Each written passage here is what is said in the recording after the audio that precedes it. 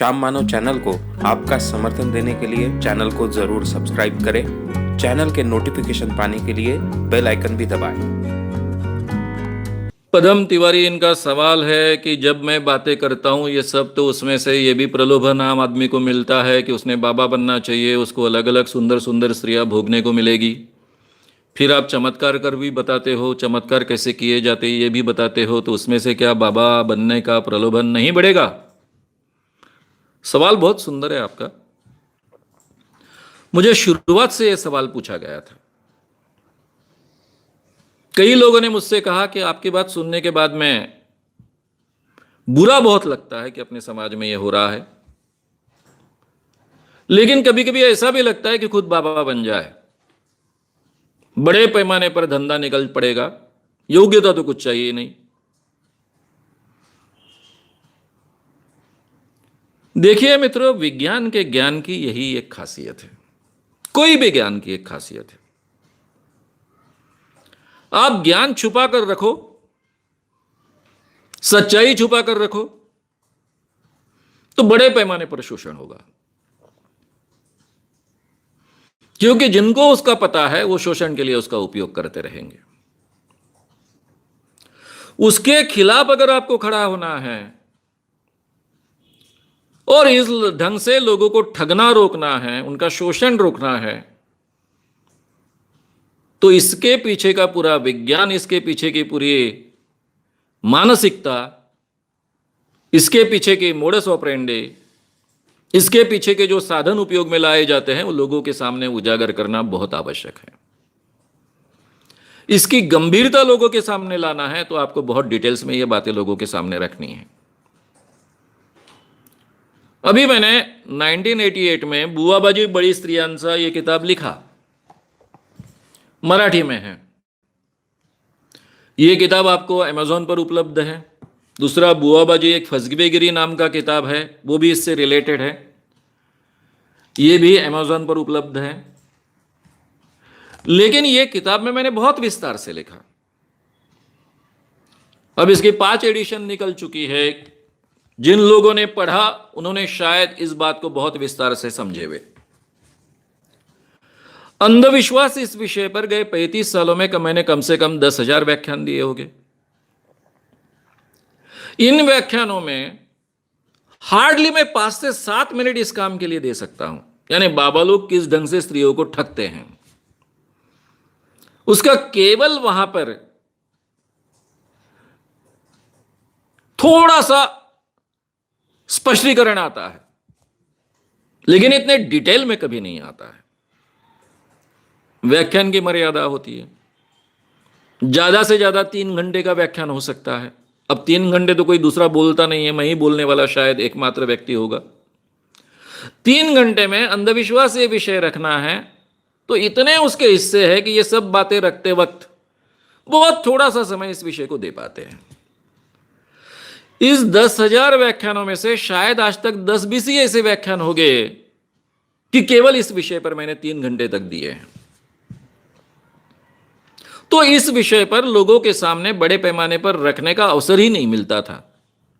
व्याख्यान की मर्यादा, व्याख्यान में स्त्रियों का बड़े पैमाने पर आना, उसमें बच्चे भी रहते हैं, स्त्रियां भी रहती हैं, बच्चियां भी रहती हैं, इन सबके सामने इस विषय को रखना भी है तो बड़े मुश्किल से कुछ बातें ऊपरी तौर पर रखी जा सकती है। पहली बार मुझे अवसर मिला है YouTube के जरिए बहुत विस्तार से खुलकर ये बातें रख पाऊं, आज तक ये अवसर नहीं मिला था। इसलिए मेरे साथ काम करने वाले जो कार्यकर्ता होंगे उनको भी अचरज लगता होगा कि इतनी बारीकियां इस बहाने सामने आ रही है।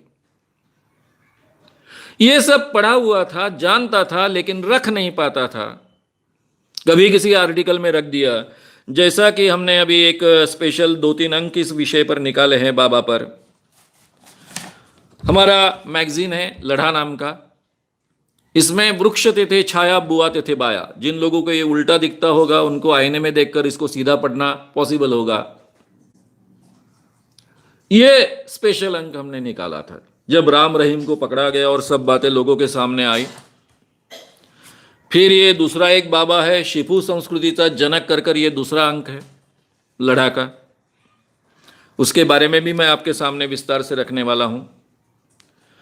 फिर एक तीसरा वीरेंद्र दीक्षित नाम का बाबा है, ये पाटिल बाबा है, जिसके बारे में विस्तार से मैंने आपके सामने बात रखी है, आई होगी आपके सामने विस्तार से, ये बात ऑलरेडी रिकॉर्डेड है। फिर एक वीरेंद्र दीक्षित नाम का बाबा है, उसके बारे में भी विस्तार से लिखा है, ये वीरेंद्र दीक्षित बाबा। तो पहले केवल इस विषय पर बोलने वाला मैं था। हमारे एक पुणे के लेखक मित्र हैं डॉक्टर अनिल अवचट, उन्होंने कुछ एक दो बाबा के बारे में इस ढंग से वो लोगों को कैसे ठगते हैं, स्त्रियों को कैसे फांसते हैं, इसके बारे में लिखा है। भाषण में तो ये बातें लोगों के सामने रख नहीं पाता था, आर्टिकल्स में भी मर्यादाएं थी,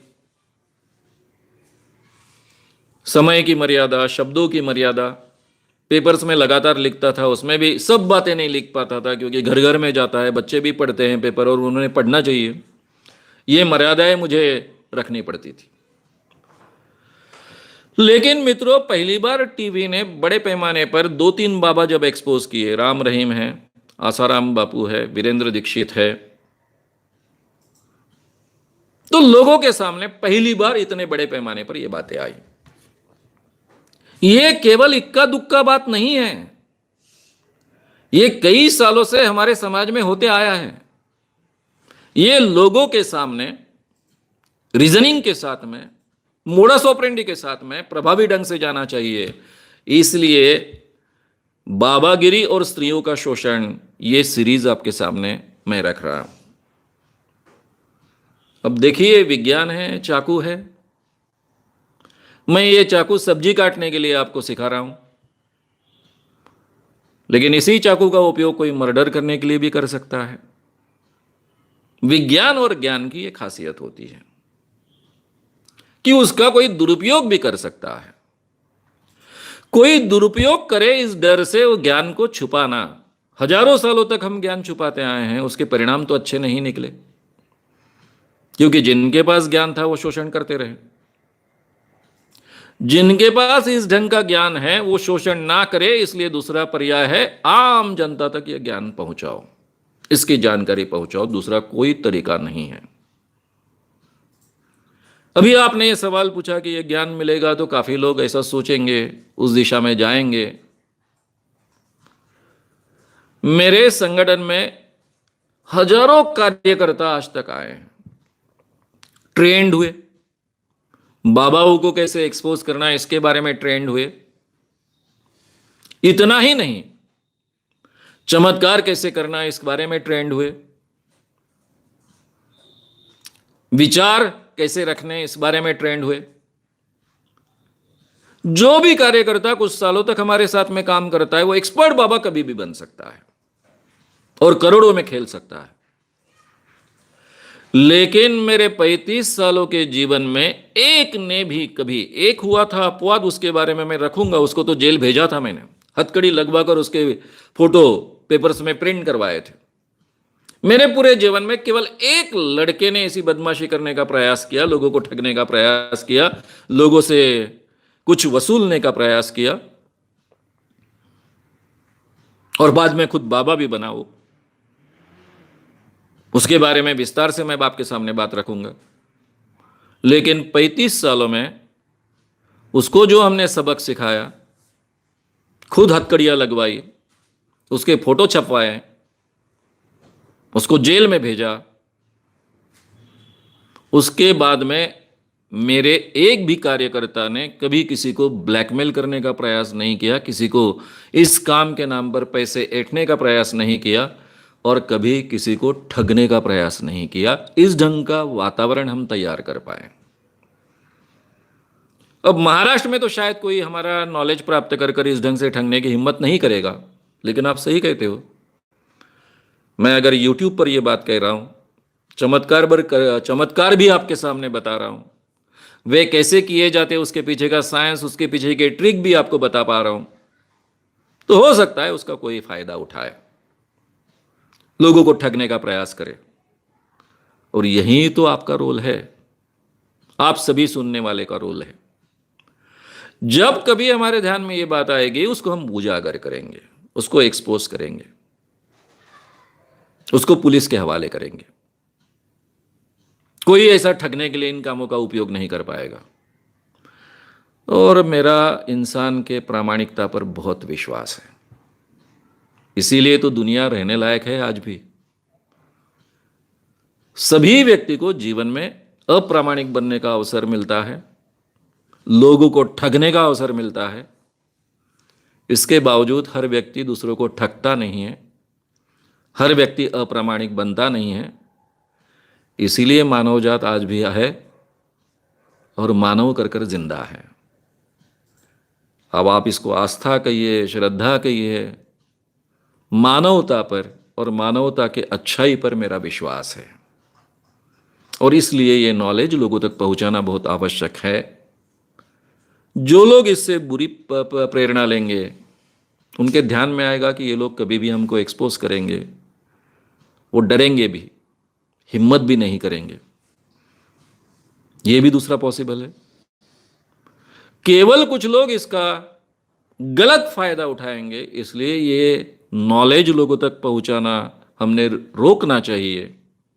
ये उचित नहीं होगा। इसकी गंभीरता अगर लोगों तक पहुंचानी है तो ये नॉलेज के साथ में इसमें जो जो होता है वो विस्तार से लोगों तक पहुंचाना भी बहुत आवश्यक है। अच्छे इंसान इसका अच्छाई के लिए उपयोग करेंगे, और जिसको बुराई के लिए उपयोग करना है वो कहीं से भी कुछ भी उठा सकता है आज के ज़माने में। उसको रोकने के अवसर हमको देखने पड़ेंगे, तरीके ढूंढने पड़ेंगे, और उसके लिए हम सबको एक्टिव होना पड़ेगा। इसीलिए मैं कह रहा हूं कि आप सब लोग इस मोमेंट के साथ में जुड़ जाइए। क्वेश्चन 2, ये जो बाबा की एजेंट जैसे नीलू चौरसिया थी, क्या इसका भी शोषण उस बाबा ने किया था?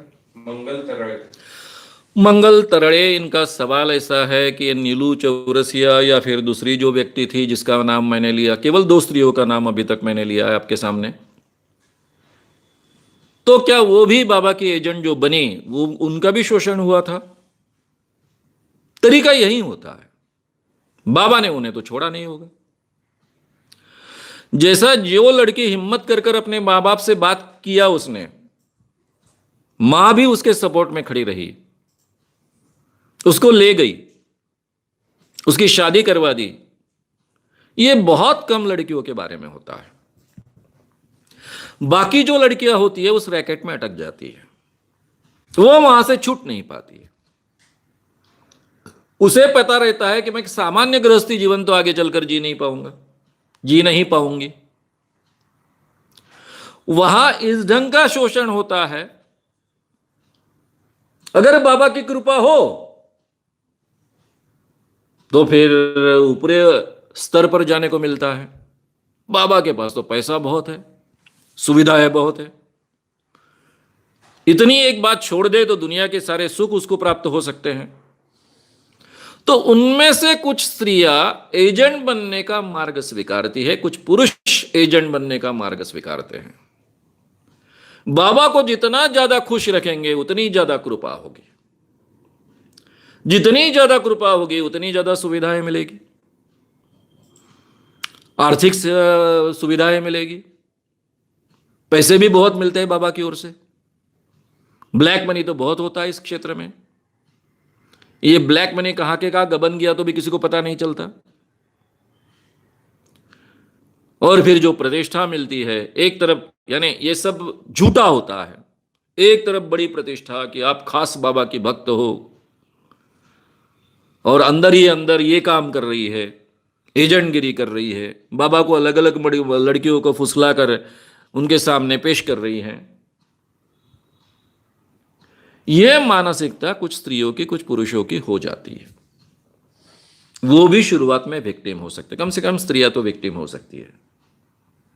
कृपालु महाराज पुरुषों का उपयोग इस ढंग से करते थे सेक्स के लिए, इसकी तो जानकारी मुझे नहीं है, होगा ही नहीं ऐसा दावा तो मैं करता नहीं हूं, लेकिन मुझे नहीं। वो स्त्रियों का ही उपयोग करते थे केवल। तो ये जगह जगह, हर जगह उन्होंने इस ढंग की स्त्रियों को ओहदे दे रखे थे। उनको महत्व देना शुरू किया था कि जब मैं चाहूं तब आप मुझे तृप्त करिए, लेकिन मुझे अलग अलग स्त्रियों को आप पेश कीजिए, जो ज्यादा पेश करेगी उसका ज्यादा सम्मान। इस ढंग से वातावरण उन्होंने खड़ा किया। बहुत कम उम्र में वो बाबा बने हैं। यानी वो कहते हैं कि 1940 के पहले उन्होंने जगत गुरु उपाधि प्राप्त की, जबकि उनका जन्म 22 का है। इसका मतलब 18वें साल में उनको जगत गुरु उपाधि प्राप्त हुई, ऐसा उनका दावा है।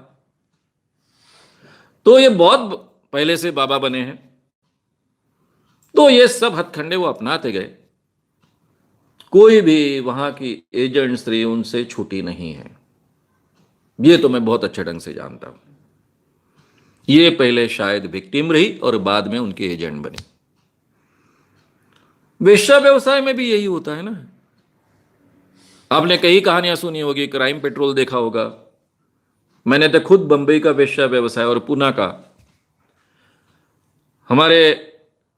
मेरे मित्र और हमारे मार्गदर्शक डॉक्टर बाबा आढ़ाव पुणे के देवदासियों में काम करते थे। मैं जब पुणे में पत्रकार इस रिश्ते से आया किर्लोस्कर प्रेस में, तब बुधवार पेट में रहता था, पुणे गेस्ट हाउस में। और बुधवार पेट को सटकरी वेश्या बस्ती है। फिर बाबा आढ़ाव जी के इस संगठन में जाने लग गया, तो इसमें से काफी देवदासी परिचित हो चुकी थी। उनका जीवन मैंने बहुत नजदीक से देखा है, उनकी मुलाकातें ली है। मुंबई के ये वेश्या व्यवसाय की मुलाकातें ली है मेरे वीकली के लिए, तो उनका जीवन मैंने नजदीक से देखा। आम आदमी क्राइम पेट्रोल देखता है, सावधान इंडिया देखता है, इस जैसे सीरियल्स देखता है, तो पता चलता है कि किस ढंग से यही स्त्रियों को शुरुआत में कैसे तो भी उठाकर लाया जाता है, उनको ठगा जाता है, कभी प्यार के नाम पर, कभी और किसी के नाम पर, नौकरी के नाम पर उनको वेश्या व्यवसाय में झोंका जाता है, और आगे चलकर यही वहां के मैडम बन जाती है। दूसरे लड़कियों को ठगने का, दूसरे लड़कियों को इसी ढंग से फंसाने का काम वो करना शुरू करती है। यानी जिसने अपने जीवन में खुद भुगता है, कम से कम दूसरी स्त्रियां ना भुगते, इस ढंग की उनकी मानसिकता तैयार नहीं होती। उल्टी वही उसी ढंग से लड़कियां उठवाने का काम आगे चलकर करती है। तो ये कुछ स्त्रियों की, कुछ पुरुषों की मानसिकता होती है। जैसे भिखारी व्यवसाय में जिन बच्चों को उठाया जाता है, भिखारी बनाया जाता है, उसी में से कोई भिखारियों का प्रमुख बन जाता है और दूसरे बच्चों को इसी ढंग से उठवाता है। ये भी हमने देखा है। तो ऐसी एक मानसिकता होती है, और उस मानसिकता का कुछ लोग खुद शिकार होते हैं, और वो खुद भी विक्टिम बने हुए लोग ही शिकारी बन जाते हैं और दूसरों की उसी ढंग से शिकार करते हैं। इस कारण इस ढंग की ये सब चीजें चलती है। क्वेश्चन 3, आज तक आप शायद केवल फर्जी बाबाओं से ही मिले हैं, आप अब तक सिद्ध बाबाओं से मिले नहीं हैं, इसलिए आपको लगता है कि सच में चमत्कार नहीं होते। रमेश बनवारी जी का सवाल है कि शायद आज तक आप फर्जी बाबा को ही मिले हैं, किसी सिद्ध बाबा को आप मिले नहीं हैं, इसलिए आपको पता नहीं है कि इस दुनिया में चमत्कार होते हैं। ये वाक्य मैंने जब से काम शुरू किया, या काम शुरू करने के पहले पत्रकार इस रिश्ते से एक्सपोजर करता था, तब से सुनते आया। मुझे अचरज नहीं लगता है। आम आदमी की यही धारणा होती है। इसलिए मैं आपको विनती करता हूं कि ऐसे किसी खास सिद्ध पुरुष को आप मुझसे मिलवाइए। मैंने तो बहुत शोध लेने का प्रयास किया है, पहले भक्त कर प्रयास किया है और बाद में एक्सपोजर्स करने वाला कर प्रयास किया है। तो आपको जो भी सिद्ध पुरुष मिलेगा उसको मुझसे मिलवाइए। उससे कहिए कि भाई, चमत्कार करने का सामर्थ्य अगर किसी में होता तो ये दुनिया तो हर चीज का उपयोग करती है। अमेरिका जैसे देश, रशिया जैसे देश, ऐसी चीजें तो वो ढूंढते आए हैं। पूरे दुनिया में हमारा सम्मान होगा कि किसी में ऐसे चमत्कार करने की क्षमता है। सिद्ध करने के लिए आगे आइए। मेरे संगठन का 25 लाख रुपए का प्राइज है। हमारे संगठन के पास बिल्कुल पैसा नहीं है, लेकिन 25 लाख रुपए हमने इकट्ठा कर कर बैंक में डिपॉजिट रखे हैं इसके लिए। 2 बार यह चमत्कार का प्रयोग होगा। जो भी चमत्कार करते हैं, सबसे पहले हमको कहा जाएगा कि ये चमत्कार करने वाले हैं, यानी ये चीज निकाल कर बताने वाले, जो भी चमत्कार होगा वो, उसका वर्णन पहले किया जाएगा। बाद में हम उनको जांच लेंगे। Under fraud and proof conditions कहा जाता है। उनको कोई भी फ्रॉड करने के लिए हम अवसर नहीं देंगे। अलग अलग कौन से कैमरे लगे होंगे, जांचने के बाद में सब लोगों के सामने उन्होंने कैमरास के सामने उन्होंने चमत्कार कर बताना है। पहली बार अगर वो चमत्कार कर कर बताते हैं तो भी दूसरी बार उनको चमत्कार रिपीट करना होगा। अगर उनको हमारा 25 लाख रुपए का प्राइस चाहिए तो 2.5 लाख रुपए डिपॉजिट रखने होंगे, क्योंकि हम खर्चा करते हैं बड़े पैमाने पर, लोगों से पैसा इकट्ठा कर कर, और बाबा लोग ऐन वक्त पर भाग जाते हैं। चमत्कार करने वाला अगर बाबा बीच में भाग जाएगा या फिर 2 बार वो चमत्कार लगातार सिद्ध नहीं कर पाएगा तो उसके 2.5 लाख रुपए डिपॉजिट जब्त होंगे। पहली बार उसने चमत्कार कर कर बताया, सभी कैमरे में शूट होगा। दूसरी बार उसको उसी ढंग से, इसी कंडीशन में चमत्कार कर कर बताना है। 2 बार चमत्कार कर कर बताएगा तो उसे 25 लाख रुपए का प्राइज मिलेगा। पहली बार वो असफल रहा तो भी उसको सेकंड चांस मिलेगा। उसका अरेंजमेंट हम करेंगे और ये 25 लाख रुपए का प्राइज उसको मिलेगा। और पूरे दुनिया के 6 करोड़ के प्राइजेस हैं। ये जब प्रोसेस चलेगी दूसरी बार तो पूरे दुनिया के लोग इसमें शरीक हो जाएंगे। और तीसरी बार उनके शर्तों के अनुसार आपने प्रयोग कर कर बताए तो आपको दुनिया के 6 करोड़ के प्राइजेस मिलेंगे। ये डे 1 से, जब से मैंने 1982 दिसंबर में ये काम शुरू किया और उसके पहले पेपर्स में लिखा काफी बाबों के बारे में, मेरे मैगजीन यानी मेरे वीकली में लिखा, उसमें भी ये आह्वान बार बार दिया गया है। फर्क इतना ही था कि तब 1 लाख रुपए का आह्वान था, अभी 25 लाख रुपए का आह्वान है। इतना ही फर्क है, आह्वान वही उसी ढंग का है। अभी मैं आपको जवाब देता हूं। आप कहेंगे कि जो सिद्ध पुरुष होते हैं वो अपना चमत्कार करने का सामर्थ्य लोगों को नहीं कहते। बहुत अच्छी बात है। फिर आपको कैसे पता चला कि ये सिद्ध पुरुष में चमत्कार करने का सामर्थ्य है? इसका मतलब वो कहता है, अपने अंध भक्तों में धीरे से ये बात को छोड़ देता है। जब आपको पता चला कि किसी सिद्ध पुरुष में चमत्कार करने का सामर्थ्य है तो उसको पकड़िए, उसको रिक्वेस्ट कीजिए कि इन लोगों का मुंह बंद करने के लिए, पूरे दुनिया में अपना भारत का जो भी है डंका बजाने के लिए, भारतीय ज्ञान का, अध्यात्म का, चमत्कार करने के सामर्थ्य का, सिद्धि का डंका बजाने के लिए आगे आइए। आपके बाबा कहेंगे कि हमको पैसों में रुचि नहीं, उनको कहिए कि बिल्कुल आप पैसे मत लीजिए, पैसे लेने की आपको जरूरत नहीं है। आप कहिए कि 25 लाख रुपए जीतने के बाद में हम खुद लेंगे, एक ट्रस्ट में डालेंगे, चाहे तो पंतप्रधान कोष में डाल देंगे, प्रधानमंत्री कोष में डाल देंगे, ताकि सब जनता के काम में आएगा। आप बिल्कुल पैसे को हाथ मत लगाइए, लेकिन इन लोगों को चुप करने के लिए, ये झूठे हैं साबित करने के लिए, चमत्कार करने के लिए आगे आइए। इसके बाद आपका बाबा आपको जो जवाब देगा, उसको वो जवाब मैं पहले ही आपको दे रहा हूं। वो बाबा कहेगा कि हम लोग उसी के सामने ये दैवी लीलाएं करते हैं, चमत्कार करते हैं, जो लोग हम पर श्रद्धा रखते हैं। ये ऐसे लोग जो है पापी, नास्तिक, पाखंडी, इन लोगों के सामने कभी हम दैवी लीला नहीं करते। भगवान ही हमको उसकी परमिशन नहीं देता है। इस भाषा का मतलब कृपया आप समझ लीजिए। कई बाबाओं के मुंह से यह भाषा मैं आज तक सुनते आया हूं। इसका मतलब ऐसा होता है कि जो लोग ठगने के लिए तैयार है, उनको श्रद्धा के नाम पर चमत्कार कर कर हम लोगों को ठगते आएंगे। जो लोग हमें जांच सकते हैं, हमारी ठगी जान सकते हैं, हमको लोगों के सामने एक्सपोज कर सकते हैं, ऐसे लोगों का हम चेहरा भी देखना नहीं चाहते, क्योंकि हमारी ठगी वो एक्सपोज करेंगे। ये आप समझ लो। ये ओपन चैलेंज है, 35 सालों से देते आया हूं। 4-5 प्रांतों में तो मैं खुद काम करते आया हूं। तो आप ऐसे किसी सिद्ध पुरुष को कृपया पेश कीजिए, ताकि चमत्कार सिद्ध होगा। पूरे दुनिया में ये बहुत बड़ी बात होगी। लेकिन किसी में भी चमत्कार करने का सामर्थ्य नहीं होता है। मैं केवल दावे के साथ नहीं कहता हूं, आज तक हजारों बाबाओं को एक्सपोज करते आए हैं। मैं जिस प्रदेश का हूं, महाराष्ट्र के विदर्भ का, जब मैंने ये मूवमेंट शुरू की थी, कम से कम 200 चमत्कार करने वाले बाबा मेरे ही 11 जिलों में थे। और उन कई बाबाओं के फोटो मेरे घर के भगवान के फोटो के साथ में थे। आज पूरे महाराष्ट्र में कोई भी चमत्कार करने वाला बाबा बचा नहीं है। विदर्भ में तो है ही नहीं।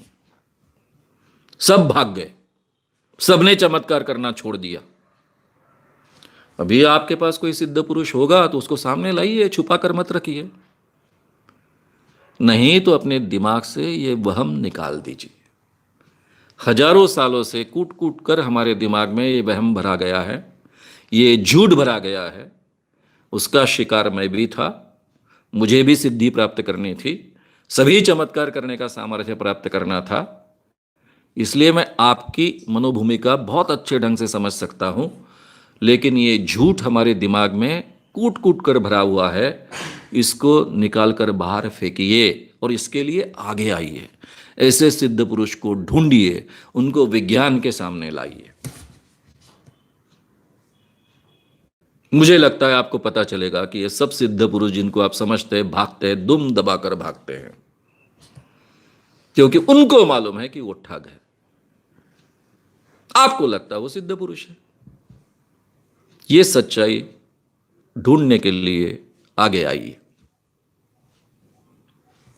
आगे ये जो सारे ढोंगी पाखंडी बाबा होते हैं, इनकी क्या कोई विशिष्ट पार्श्वभूमि होती है? उसमें ऐसा कुछ होता है, समान चीजें कोई होती है? विश्वजीत विश्वे,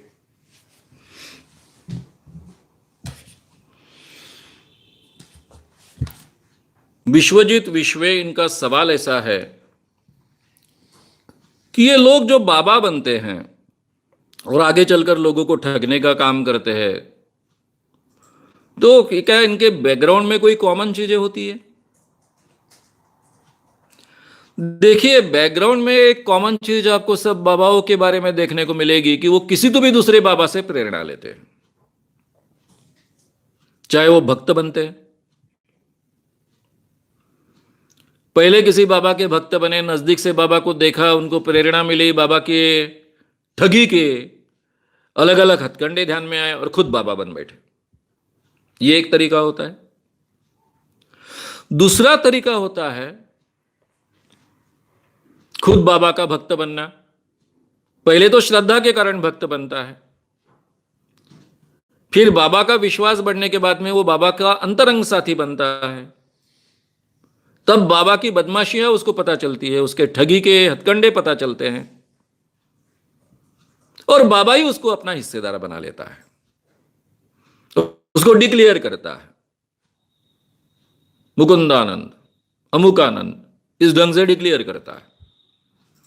तो ये भी ठगी का धंधा आगे शुरू करते हैं, यानी किसी बाबा के भक्त। कुछ लोग तो ऐसे होते हैं कि बाबा के भक्त भी नहीं होते हैं। ये जो ठगी का धंधा करने वाले बाबा है, उनका बेटा होता है, ना ही उसमें कोई क्षमता होती है, ना ही ज्ञान की क्षमता होती है, ना केवल बाबा का बेटा होने के कारण वो खुद भगवान बन जाता है और लोगों को ठगने का काम करता है। ऐसे भी कई नाम मैं आपको गिनाने वाला हूं। ये अलग अलग तरीके हैं बाबा बनने के, ठगने के। कुछ लोग डेलिबरेटली बाबा बनाते हैं, बचपन से उस बच्चे को बाबा बनाते हैं। दो फेमस उदाहरण हैं। एक सबसे बड़ा फेमस उदाहरण है जे कृष्णमूर्ति का। जे कृष्णमूर्ति को थियोसॉफिकल सोसाइटी ने बाबा बनने के लिए डेवलप किया था कि वो 100% बाबा बने और दुनिया का गुरु बने। इसलिए उसको बचपन से सभी प्रकार का ज्ञान देने की कोशिश की गई। वेदों से लेकर हर चीज का, हर फिलॉसफी का ज्ञान देने की कोशिश की गई।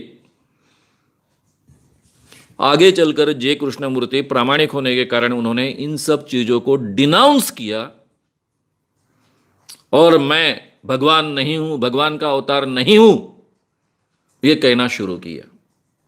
यह अपवाद उदाहरण है कि जिनको बाबा बनाने के लिए पूरी तरह से डेवलप किया गया था और उन्होंने प्रामाणिक होने के कारण इन बातों को नकार दिया।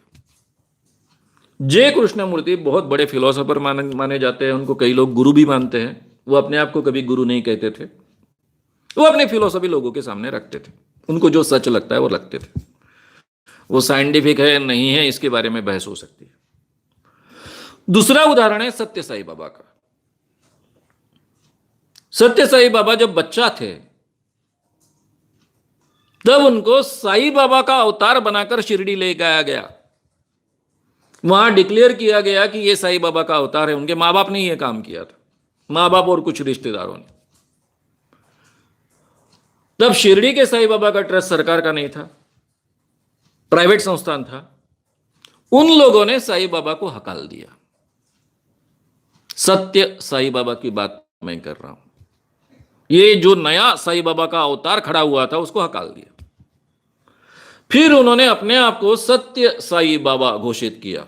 इसका मतलब ये साई बाबा जो भी है ये सत्य साई बाबा है। और आगे चलकर पुट्टपार्थी में उनका इतना बड़ा साम्राज्य खड़ा हुआ कि टाटा बिरला ने मेहनत कर कर 150-60 सालों में जितनी कमाई नहीं की उससे ज्यादा कमाई ये बाबागिरी का धंधा कर कर सत्य साई बाबा ने की। ये दो उदाहरण तो है जिनको डेलिबरेटली बाबा कर कर बढ़ाया जाता है, फिर उनको बाबा बनाने की कोशिश की जाती है। उसमें से एक ने डिनाउंस किया, वो प्रामाणिक रहा, दूसरे ने वो एक्सेप्ट किया और पूरे दुनिया का लिविंग गॉड बन गया, ओमनीपोटेंट गॉड बन गया। तो ये भी एक तरीका होता है। बाबा बनने के अलग अलग तरीके हो सकते हैं। जनरली किसी से प्रेरणा लेकर बाबा लोग बाबा बनते हैं, दूसरे बाबा को देखकर बाबा बनते हैं। हम मुझे अमुक गुरु का प्रसाद मिला ऐसा वो फिर दावा करते हैं। ये प्रसाद यानी उनके ठगी के टेक्निक्स मुझे मिले ये होता है, या फिर प्रसाद का दूसरा भी मतलब होता है। उस वक्त जो विषय आएगा तब मैं आपको बताऊंगा। तो बाबा बनने के लिए आपको कहीं से ना कहीं से उसकी जानकारी, प्रेरणा, या फिर डेलिबरेटली आपको उसी के लिए बड़ा किया जाए, ये दोनों तरीके हमको देखने को मिलते हैं। आगे क्वेश्चन 5, हाईकोर्ट भी अगर सेटल हो जाता है ऐसा आपने कहा, तो फिर न्याय व्यवस्था पर विश्वास कैसे रखें? उसमें क्या बदलाव होने चाहिए? या भारत में भी बाकी देशों की तरह हियरिंग को, कोर्ट हियरिंग को इन कैमरा लेना चाहिए, ऐसा आपको लगता है? कृष्णा गर्जे इनका सवाल है कि भारत में भी अगर न्यायालय में सेटलिंग होता है, हाईकोर्ट में भी इस ढंग से सेटल होता है, तो इसको कैसे रोकना चाहिए? क्या सभी हियरिंग्स इन कैमरा लेने चाहिए? उससे इसको रोका जा सकेगा? देखिए, आप इन कैमरा लो, चाहे कोई भी तरीके अमल में लाओ, किसी के प्रामाणिकता को आप बांध कर नहीं रख सकते, यानी बांध कर उसको प्रामाणिक नहीं बना सकते। बड़ा मुश्किल काम है।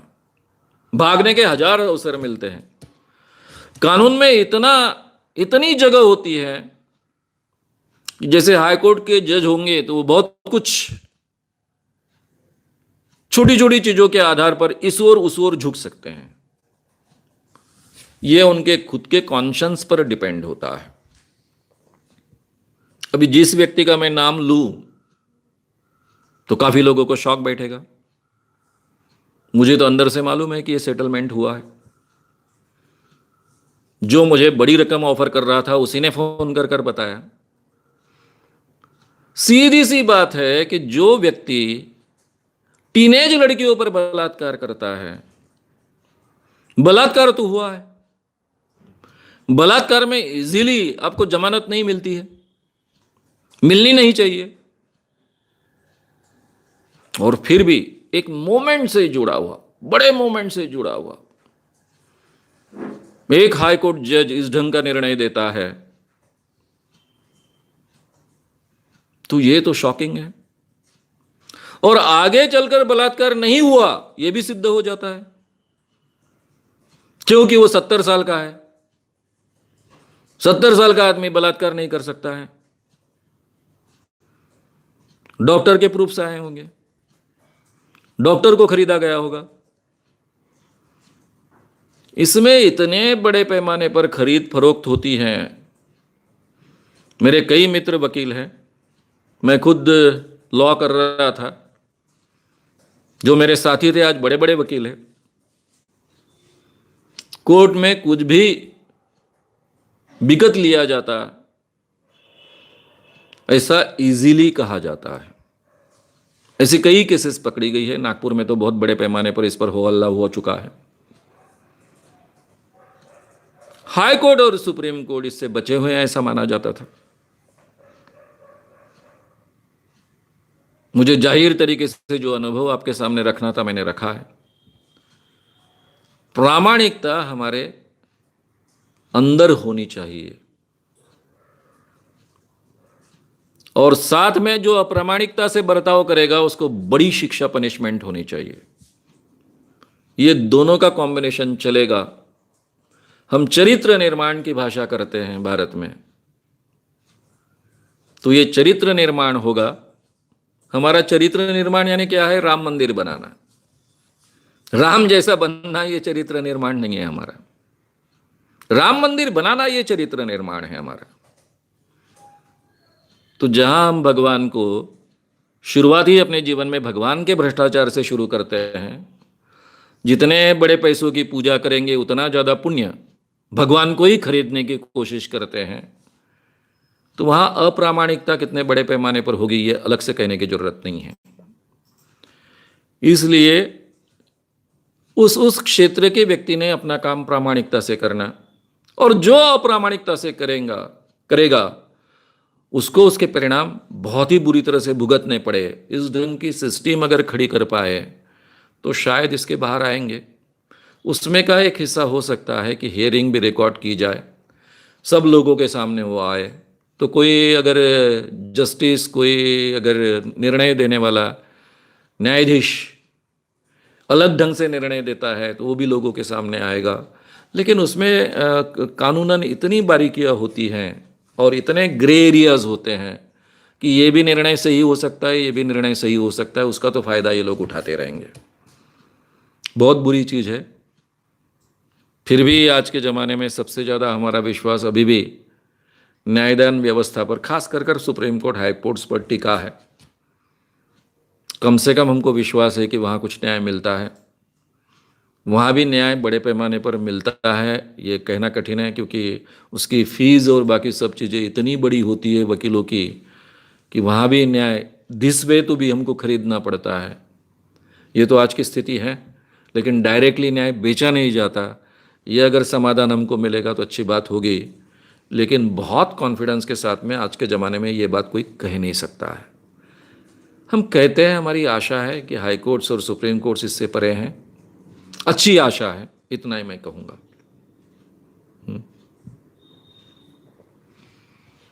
क्वेश्चन 5, ये सवाल साउथ में जो अम्मा भगवान है उनको लेकर है कि वो कैसे चमत्कार कर दिए हैं। एक लड़की है जिसको वो रोज दिखती है, उसके साथ खाना खाती है, ऐसा वो लड़की बोलती है, तो ये चमत्कार कैसे होता होगा? प्रवीण निकम और तुषार खोब्रागड़े, इनका सवाल। प्रवीण निकम और तुषार खोब्रागड़े, इनका सवाल है कि साउथ में एक अम्मा है, वो एक लड़की को दिखती है, उसके साथ भोजन करती है, तो ये चमत्कार कैसे होता है?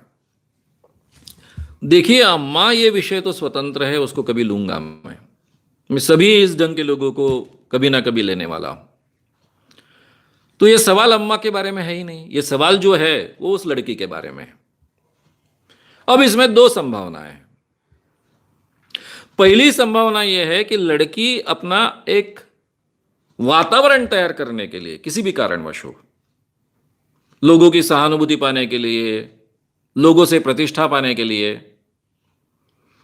या फिर लोगों ने मुझे मानना चाहिए कि अम्मा जो जिसको भगवान माना जाता है वो अम्मा मुझ पर प्रसन्न है, इसलिए मेरी प्रतिष्ठा बढ़ेगी। इन किसी कारणवश वो झूठ बोलती है, ये एक पॉसिबिलिटी है, और बड़े पैमाने पर यह पॉसिबिलिटी है। दूसरी पॉसिबिलिटी है कि कोई व्यक्ति इतना भाव विभोर हो जाए, किसी के बारे में इतनी श्रद्धा रखे, और उस अवस्था में, उस श्रद्धा की अवस्था में कल्पना करे कि मुझे अम्मा भगवान दिखती है, मेरे साथ खाना खाती है, तो ये संभव है। लेकिन ये चमत्कार नहीं है, ये हेलुसिनेशंस है, ये भ्रम है। ऐसे भ्रम इंसान को हो सकते हैं, होते हैं, मैं बहुत अच्छे ढंग से जानता हूं, उस क्षेत्र में मैं काम करता हूं। तो एक आधी व्यक्ति अगर बहुत श्रद्धा रखती है, बहुत चाहती है कि ये अम्मा जो है, जो भगवान है, मैं उसको बहुत मानती हूं, उसने मेरे साथ बात करनी चाहिए, तो उसको पैरोनिया हो सकता है, उसको हेलुसिनेशन हो सकते हैं। पैरोनिया ये बीमारी है, हेलुसिनेशन बीमारी नहीं है, दिखता है, पांचों इंद्रियों का अनुभव होता है। यानी वो सुन भी सकती है, देख भी सकती है, स्पर्श भी कर सकती है, उसका अम्मा के शरीर का उसको बाज भी आ सकता है, पांचों इंद्रियों का अनुभव उसको आ सकता है, और उसके मस्तिष्क के लिए, उसके ब्रेन के लिए अनुभव 100% सही होता है। लेकिन यह भ्रम होता है। अब उसको भ्रम हो रहा है कि नहीं हो रहा है, एक किस आधार पर पहचाने? उस व्यक्ति को जिस ढंग से वो बात करती है उसके आधार पर वो प्रामाणिकता से कह रही कि नहीं कह रही, ये समझ में आता है। जिस ढंग से वो बात करेगी उसके आधार पर हम समझ सकते हैं कि ये झूठ बोल रही है या फिर उसको भ्रम हो रहा है। अब उसका भ्रम दूर करना पॉसिबल है कि नहीं है? जब वो कहती है कि मुझे अम्मा मुझसे मिली, मेरे थाली में वो खाना खा रही है, कैमरे लगवा दीजिए वहां पर, कोई अम्मा नहीं दिखेगी खाना खाते वक्त। यही एक थाली में एक घास खा रही है, दूसरा फिर दूसरा उठाकर खा रही है, और अम्मा खा रही है ऐसा अपने आप को महसूस करवा रही है। या फिर दो थालियां लगाती है तो दूसरे थाली में का खुद ही खा रही है। यह कैमरा में कैद हो जाएगा। फिर उसको ठीक ढंग से बताओ कि देखो भाई, कैमरे में कैद हुआ है, अम्मा तो आई नहीं थी, यह आपका केवल भ्रम है। अगर उसको भ्रम होता है तो वो भ्रम दूर करने के लिए कई तरीके अमल में लाए जा सकते हैं कि ये तेरा भ्रम है, अम्मा यहां आती नहीं है, ना ही तुझसे बात करती है। कैमरा रिकॉर्डिंग से जरिए उसको यह बताया जा सकता है। लेकिन अगर उसको अपने भ्रम दूर करने में रुचि है तो अगर वो ठगी करती होगी तो इस बात के लिए कभी तैयारी नहीं होगी। फिर समझ लेने का कि ये ठगी कर रही है, झूठ बोल रही है, लोगों को ठग रही है। उसके पीछे के कई कारण हो सकते हैं, उन कारणों को आपको ढूंढना पड़ेगा। ये दो पॉसिबिलिटी है, तीसरी कोई पॉसिबिलिटी नहीं है। मैंने कई बाबाओं को एक्सपोज किया है कि उनके थाली में माँ आती है, अमुक अमुक देवी आती है, खाना खाती है, वगैरह वगैरह वगैरह बोलने वाले कई बाबाओं को मैंने एक्सपोज किया है। ये सब बातें झूठी होती हैं। लोगों में अपना एक स्थान बनाने के लिए, लोगों को प्रभावित करने के लिए झूठी बातें कही जाती है। लेकिन ऐसे भ्रम हो सकते हैं, हेलुसिनेशन हो सकते हैं, या फिर लड़की को बीमारी हो सकती है, पैरोनिया हो सकता है, ये भी पॉसिबिलिटी है। आगे इनकी फोटो में से हल्दी वगैरह भी बाहर आती है, हल्दी और पानी वगैरह भी बाहर आता है, ऐसा हमेशा का चमत्कार पे बस देखते हैं। और उसमें वो कैसे होता होगा?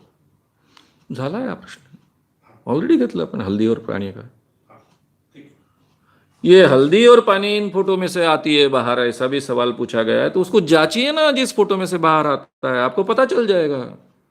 अपने आप तो कुछ होता नहीं है। सत्य साई बाबा के फोटो से ऐश बाहर आती है, जिसको भभूति कहते हैं। एल्यूमिनियम की फ्रेम के अंदर मर्क्यूरिक क्लोराइड रखा जाता है, उसके एक्शन के कारण ऑक्साइड तैयार होता है और यह भभूति जैसा दिखता है। मैं आपको यह प्रयोग कभी कर कर बताऊंगा, जब किसी उस ढंग के बाबा को लूंगा तब आपके सामने बताऊंगा। तो ये होता है, ये तो मैं जानता हूं। अब ये हल्दी निकलती है, पानी निकलती है, उसको वीडियो रिकॉर्ड कीजिए। वीडियो रिकॉर्डिंग के जरिए भी पता चल सकता है कि क्या एग्जैक्टली हो रहा है। और उस फोटो को जांचिए, निकालिए उसकी फ्रेम वगैरह, कहां से निकलता है आपको पता चलेगा। अगर ये आपके लिए संभव नहीं है, क्योंकि वो फिर झगड़े हो जाएंगे, तो उसको अच्छे ढंग से वीडियो रिकॉर्ड कीजिए। उसके आधार पर भी हम पता लगा सकते हैं कि क्या एग्जैक्टली हो रहा है। कर कर देखिए, ढूंढिए, पता चलेगा। नहीं पता चलता है तो हम मदद करेंगे आपको। इसका जवाब मैं पहले भी दे चुका था। क्वेश्चन 7, ऐसे सारे कामों के लिए आसाराम बापू तो अभी जेल में है, पर उनके अनुभव आज भी मानने को तैयार नहीं कि आसाराम ने ये सब किया होगा। उनको लगता है कि आसाराम जी को फंसाया गया। आपकी वीडियो दिखाने पर भी उन पे कोई असर नहीं होता, उन्हें कैसे समझाए? रमेश पवार। रमेश पवार, इनका सवाल ऐसा है कि आसाराम बापू अभी जेल में हैं, फिर भी उनके भक्तों को लगता है कि ये आसाराम बापू पर झूठे आरोप लगाए हैं। आपके यानी मेरे वीडियो दिखाने के बाद भी उनके भक्तों पर असर नहीं होता है, तो क्या करें? इसके लिए एक ही चारा है, बार बार समझाया जाए। ये बाबा लोग इतने बड़े ठग होते हैं। हर बाबा अपने भक्तों को कहीं ना कहीं कह चुका होता है कि मुझे कभी ना कभी जेल होने वाली है। भगवान कृष्ण को जेल में जाना पड़ा था, उनका जन्म ही जेल में हुआ था। मुझे भी कभी ना कभी जेल में जाना पड़ेगा। तो जब भी बाबा जेल में जाते हैं तो ये भक्त लोग मानते हैं कि इनको, ये तो पहले ही उन्होंने कहा था कि मुझे जेल में जाना पड़ेगा, कुछ लोग होंगे झूठे आरोप करेंगे वगैरह, अंदर जाना पड़ेगा। ये अंध भक्त की संख्या बहुत बड़ी होती है, क्योंकि हमको बचपन से ही सिखाया जाता है कि श्रद्धा रखनी है तो इतनी अंध होनी चाहिए, इतनी अंध होनी चाहिए कि आपके सामने प्रूफ भी आ गया तो उसको नहीं मानना चाहिए। उसी को श्रद्धा कहते हैं, उसी को आस्था कहते हैं। और इसलिए इन लोगों को समझाना बहुत मुश्किल है, लेकिन असंभव नहीं है। जब मैंने 1982 में काम शुरू किया था तो बहुत इने चिने जुने लोग थे, बहुत गिने चुने लोग थे हम। धीरे धीरे कारवा बढ़ते गया। आज हजारों लाखों लोग इन चीजों को नहीं मानते हैं। सालों साल हमको मेहनत लेनी पड़ती है, बार बार ये बातें कहने पड़ती हैं, तब जाकर लोगों में परिवर्तन होता है। जो बातें लोग हजारों सालों से सुनते आए हैं, हर तबके से सुनते आए हैं, घर में सुनते आए हैं, माँ बाप की ओर से सुनते आए, रिश्तेदारों की ओर से सुनते आए, टीवी के माध्यम से सुनते आए, पेपर के माध्यम से सुनते आए, स्कूल और कॉलेजेस में से भी सुनते आए, तो हर जगह से अगर अंधविश्वास उन पर थोपा जाएगा तो उससे बाहर आने के लिए तो समय लगने वाला है। इसीलिए मेहनत करनी है और इसीलिए मैं आपको रिक्वेस्ट कर रहा हूं कि इस आंदोलन में शरीक होइए। आप ये बातें बार बार करते रहिए, बार बार सुनाते रहिए, डेफिनेटली परिणाम होता है। लोग बदलते हैं, कुछ लोग पूरी तरह से बदलते हैं, कुछ लोग थोड़ा बदलते हैं, कुछ लोग बिल्कुल नहीं बदलते। जो लोग बिल्कुल नहीं बदलते उनको छोड़ दो। अब मैं इतने सालों से इस क्षेत्र में काम कर रहा हूं। स्थिति यह है कि मैं गांव में अगर भाषण देने के लिए गया तो गांव के पूरे मांत्रिक गांव छोड़कर भागते हैं। फिर भी मेरी मां कभी कभी मुझे कहती है, शाम तू कहीं भी कुछ भी खाता है, कुछ भी किसी के हाथ का मत खाते जा। अब इसलिए नहीं कहती वो कि मुझे पॉइजन दिया जाएगा, इसलिए कहती है कि शायद तुझे कोई करनी करेगा, जादू टोना करेगा, मंत्र तंत्र करेगा। अब मांत्रिक मुझसे डरते हैं, लेकिन फिर भी मेरी मां ये कहती है।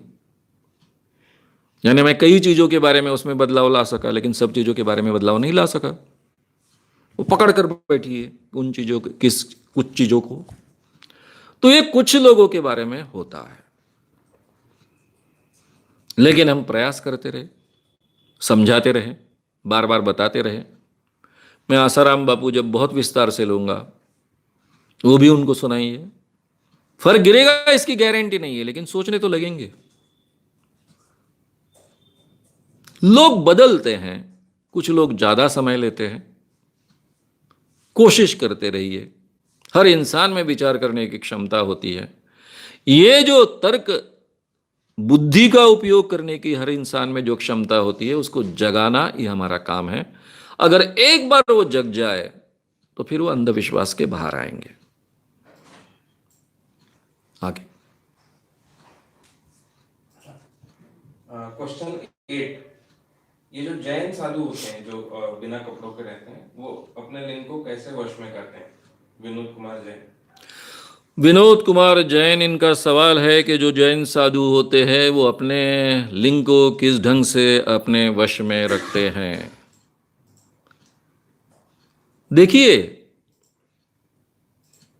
आप ये मानकर मत चलिए कि 100% ये बात सही है। आज तक कई साधुओं पर ऐसे आरोप हुए हैं। उन्होंने अपने शिष्य का, स्त्री शिष्य व्यक्ति का भोग लिया है। ऐसे आरोप हो चुके हैं जो आपको इंटरनेट में भी पढ़ने को मिलेंगे, नाम के साथ पढ़ने को मिलेंगे। मैं विस्तार से लेने ही वाला हूं ये सब सीरीज में। केवल हिंदू धर्म में ये बात नहीं चलती, सभी धर्मों में कैसी बात चलती है एक बताने के लिए, वो तो लेने ही वाला हूं।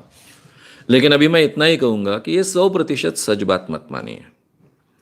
कुछ लोग अपने जीवन में प्रामाणिक हो सकते हैं, कुछ अपवाद होने चाहिए, ये मेरी बहुत अच्छी भावना है। लेकिन ब्रह्मचर्य पर कंट्रोल करना पूरे जिंदगी भर, ये बहुत ही डिफिकल्ट बात है, बहुत डिफिकल्ट बात है, इतना मैं कहूंगा। और इसलिए इसकी संभावना बहुत कम होती है। गुजरात में मेरा जब दौरा था, 1983 की बात है, तब पहला मेरा अंधविश्वास के खिलाफ का दौरा था। 48 कार्यक्रम्स थे और गुजरात में ये जैन साधु बहुत दिखते थे। पूरे भारत में ही दिखते, लेकिन गुजरात में इनकी संख्या बहुत ज्यादा दिखती है। तो मुझे ये सवाल बार बार आता था।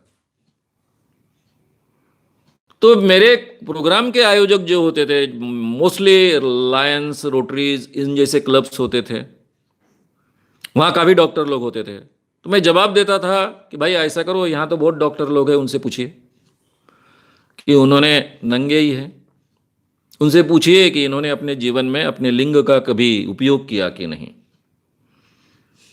वो तो पहचाना जा सकता है, देखने पर भी पहचाना जा सकता है। जो ब्रह्मचारी है उसने अपने लिंग का कभी उपयोग नहीं करना है, चाहे हस्तमैथुन के लिए हो, चाहे होमोसेक्सुअलिटी के लिए हो, चाहे हेट्रोसेक्सुअलिटी के लिए हो, ऐसी अपेक्षा है।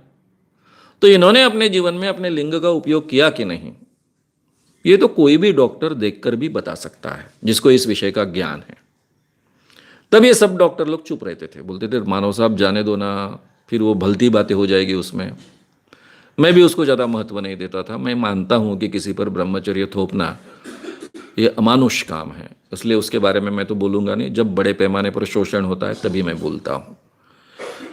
लेकिन कुछ लोग प्रामाणिक हो सकते हैं और कुछ लोग अपने जीवन भर प्रामाणिक रहेंगे, इसकी गारंटी नहीं भी हो सकती है। मैं विस्तार से उसके ऊपर कभी ना कभी बोलने वाला हूं, तब नाम के साथ में काफी बातें आपके सामने आएगी। क्वेश्चन 9, क्या हमारे देश में बाबा बनना आसान है? बैच 84 इनका कहना है कि क्या हमारे देश में बाबा बनना आसान है? बाबा बनना हमारे देश में सबसे आसान है। उसके लिए कोई योग्यता नहीं लगती है, ना ही कोई एजुकेशनल क्वालिफिकेशन लगता है,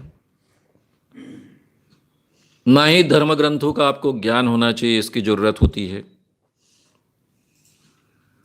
ना ही आप में अच्छा प्रवचन देने की क्षमता होनी चाहिए, इसकी जरूरत होती है, ना ही आप दिखने के लिए अच्छे होने चाहिए, इसकी जरूरत होती है। केवल एक बात की जरूरत होती है, लोगों को ठगने की तैयारी और झूठ बोलने की क्षमता। जिस व्यक्ति में झूठ बोलने की क्षमता है, लोगों को ठगने की तैयारी है, कोई भी हमारे देश में बाबा बन सकता है। मैंने सभी प्रकार के बाबा देखे, बहुत विद्वान बाबा लोगों को ठगने वाले भी देखे हैं, बहुत अच्छा धर्म का ज्ञान रखकर लोगों को ठगने वाले भी बाबा देखे हैं। जिनको धर्म का कुछ समझता नहीं, एबीसीडी समझता नहीं, लेकिन फिर भी बड़े पैमाने पर लोगों को ठग रहे और बड़े बाबा बने हैं, बड़े देविया बने हैं, यह भी मैंने देखा है। बहुत सुंदर है, उनका व्यक्तित्व आकर्षक है, ऐसे भी बाबा देखे हैं। जिनको देखकर कोई भी स्त्री उसके साथ में चुंबन देने के लिए भी तैयार नहीं होगी, ऐसे भी बाबाओं को देखा है और उनके हजारों स्त्रियों के साथ में संबंध होते हुए देखा है। किसी विषय का ज्ञान नहीं है, फिर भी वो बाबा बने हैं। और बड़े बड़े विद्वान लोग,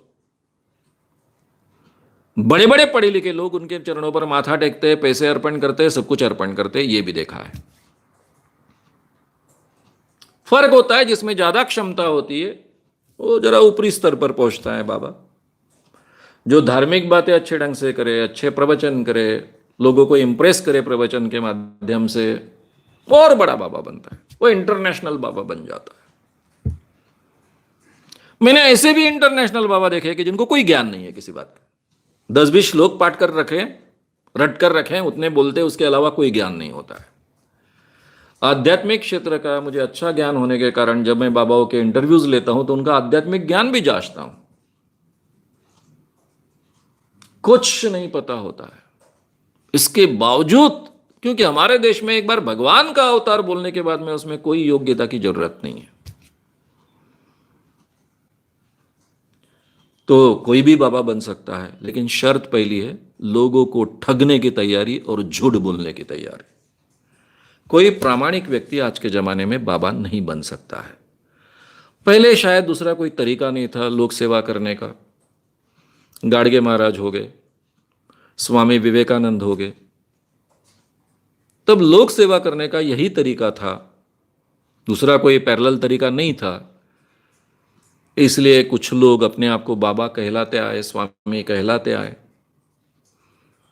उस परंपरा से आए, लेकिन लोगों की सेवा करने का, लोगों में बदलाव लाने का उन्होंने काम किया। लेकिन आज के ज़माने में किसी को बाबा बनने की ज़रूरत नहीं है। सामाजिक क्षेत्र में अलग से आप काम कर सकते हो। ये प्रथा पूरे देश में गिर चुकी है, पड़ चुकी है। इसलिए आज जो अपने आप को बाबा कहेगा, भगवान मुझ पर प्रसन्न है ऐसा कहेगा, भगवान मुझ पर खास मेहरबान है ऐसा कहेगा, मैं आपका भगवान को जरिए भला कर देता हूँ ऐसा बोलेगा, तो समझ लीजिए कि वो आपको ठगने के लिए ही आगे आ रहा है। आगे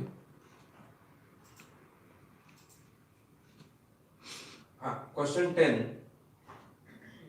फिर ये बाबाओं के गुजर जाने के बाद उनकी गद्दी हथियाने के लिए उनके शिष्यों में भी कंपटीशन चलता है क्या?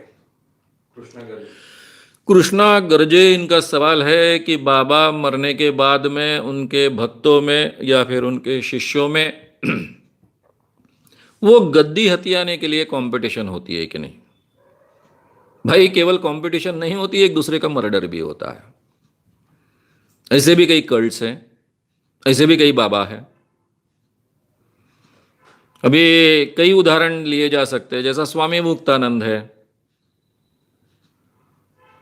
उन्होंने मरने के पहले ही अपनी पूरी की पूरी गद्दी अपनी बहन, अपनी बेटी और भाई में बांट दी थी, यानी अपनी बेटी और बेटे में बांट दी थी।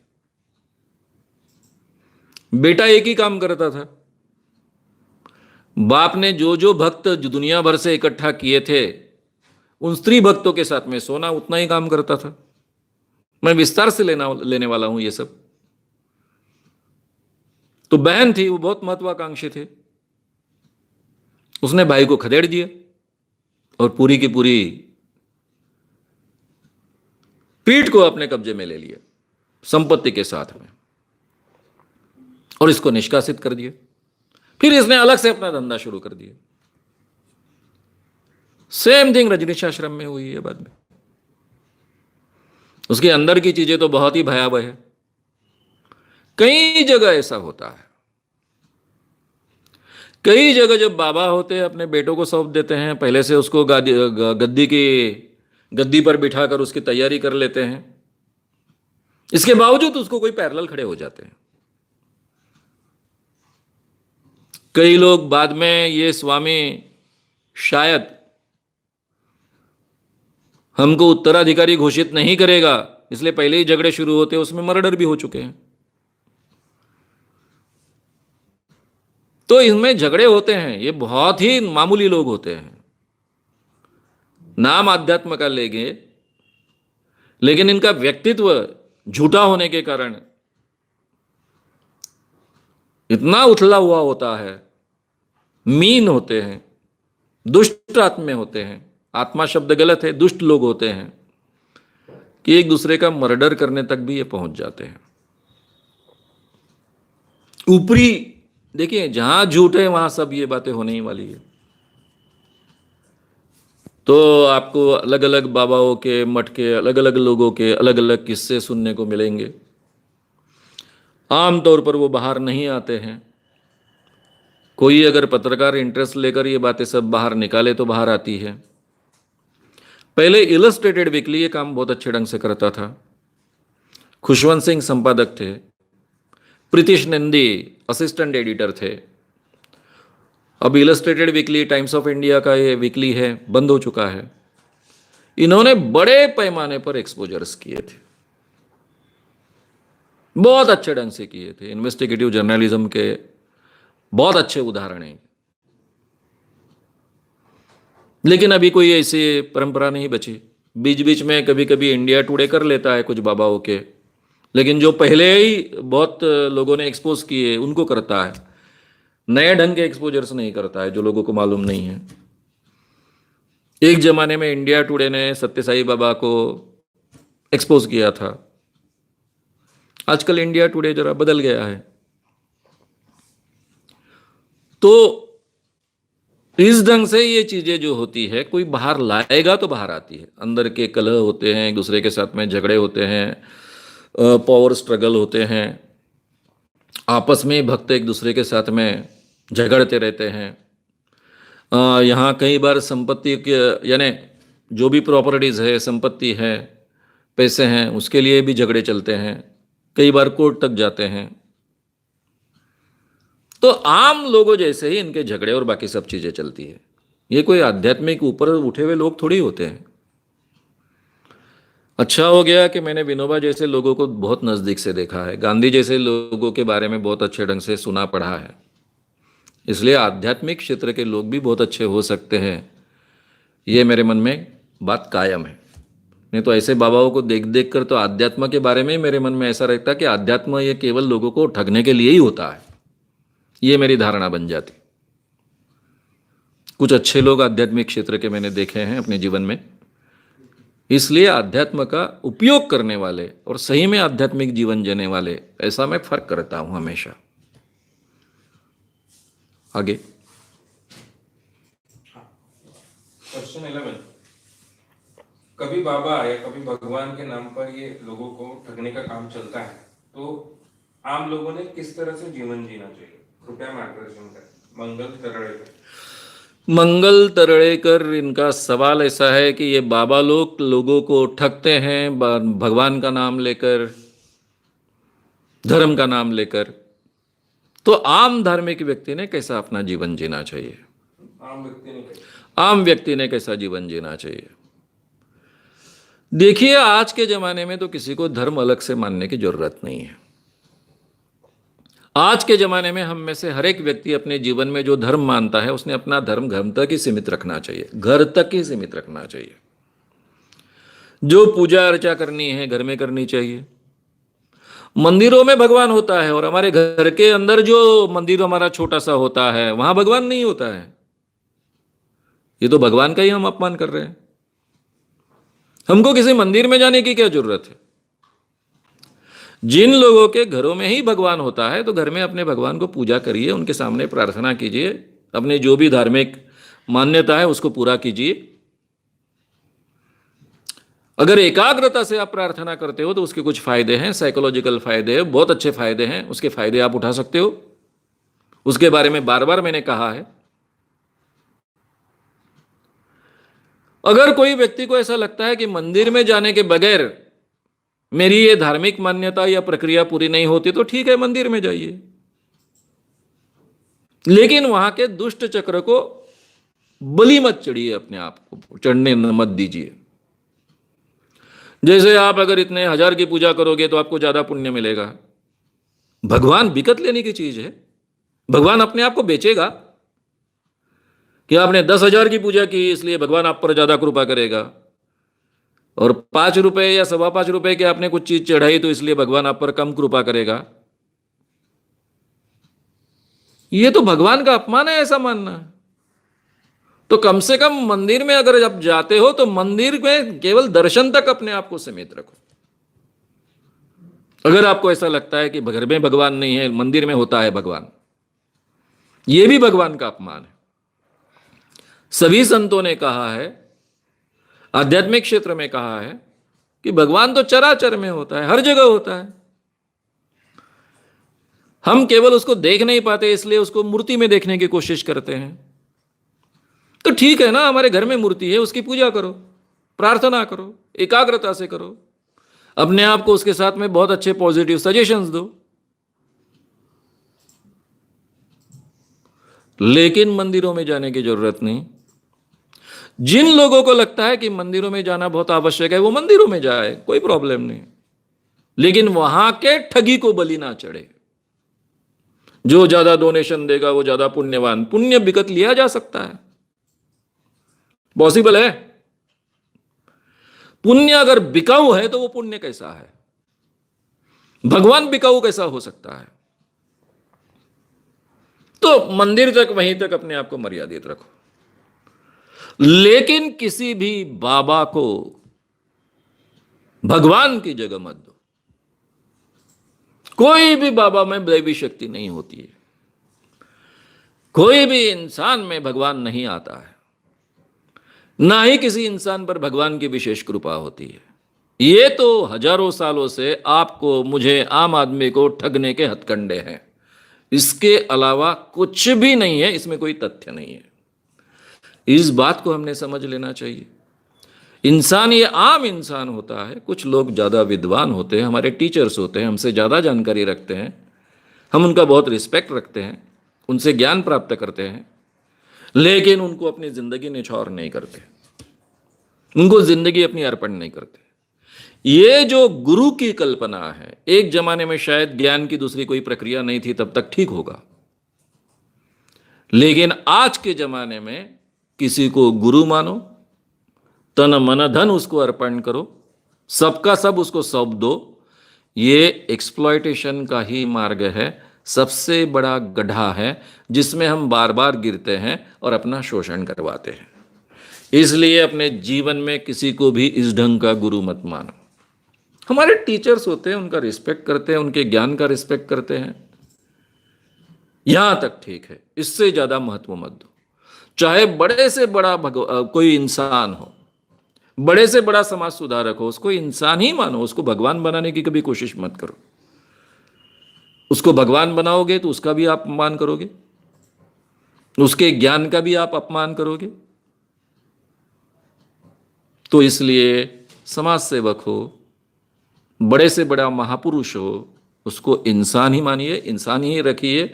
चाहे अपने टीचर हो, उनको भी इंसान ही समझिए, इंसान ही मानिए, उनके ज्ञान की कदर कीजिए, उस ज्ञान में से कुछ पाने की कोशिश कीजिए, लेकिन उसके लिए अपने आप को तन मन धन अर्पण करने की जरूरत नहीं। ये केवल शोषण का ही तरीका है।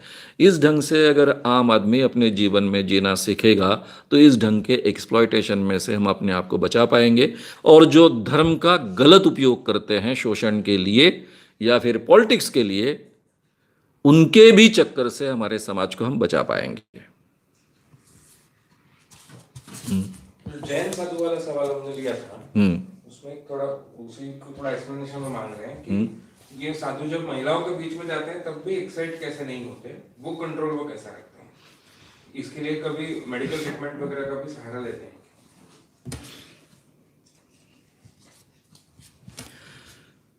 सवाल ऐसा है कि जैन साधु जब महिलाओं के सामने जाते हैं वो नंगे होते हैं, इसके बावजूद उनका इरेक्शन क्यों नहीं होता है, उनमें एक्साइटमेंट क्यों नहीं आता है? सिंपल सी बात है कि कोई भी बात की हम अपने आप को आदत डाल सकते हैं। देखिए, किसी सुंदर स्त्री को आपने देख लिया तो आप जाकर उस पर झपटते हो क्या? नहीं झपटते ना।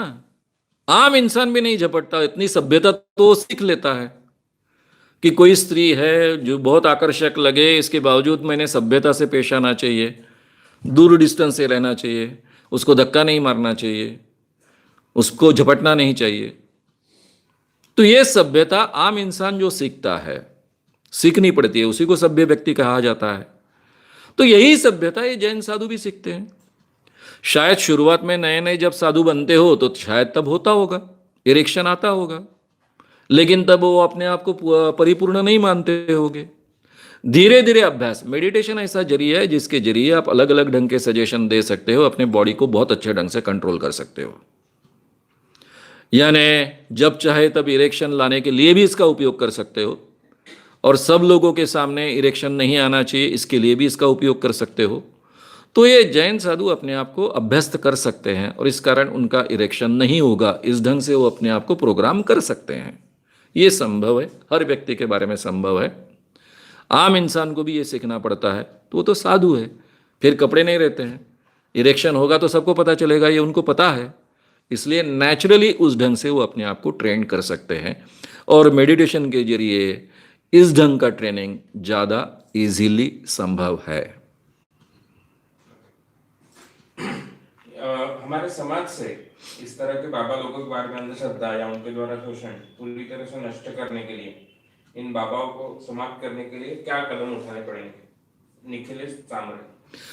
निखिलेश चामरे, इनका सवाल है ऐसा है कि ये समाज में ये बाबा लोग जो शोषण करते हैं, ठगी करते हैं, इससे समाज को मुक्त करने के लिए, बाबाओं को खत्म करने के लिए हमको क्या करना चाहिए? आपका जो सवाल है उसकी दिशा ही ठीक नहीं है। हम समाज में से बाबाओं को कभी खत्म नहीं कर सकते।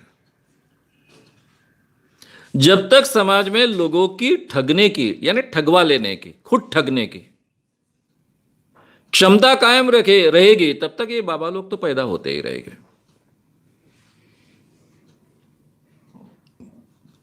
भारतीय मानसिकता बचपन से, संस्कारों से ऐसी बनती है कि हम ठगने के लिए तैयार है, कोई हमको आए और ठगे, इस ढंग की मानसिकता बनी हुई होती है।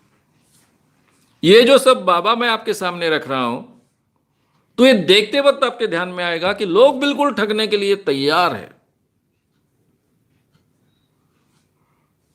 ये बचपन से तुम्हारी मेरी मानसिकता संस्कारों के जरिए बनती है,